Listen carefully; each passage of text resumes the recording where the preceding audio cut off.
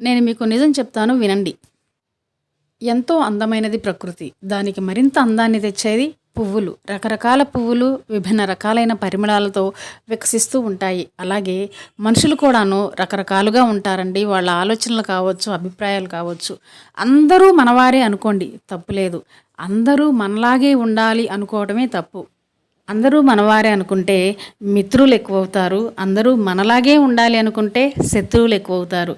నీవు అందరికీ దూరం అవుతావు. గుర్తుంచుకో మిత్రమా. రకరకాల అందమైన పువ్వులు కలిస్తేనే అందమైన మాల తయారవుతుంది. అలాగే రకరకాల మనుషులు సర్దుకుంటూ ఉంటేనే అందమైన జీవితం ఉంటుంది. ఏమంటారు? నేను చెప్పింది నిజమా అబద్ధమా?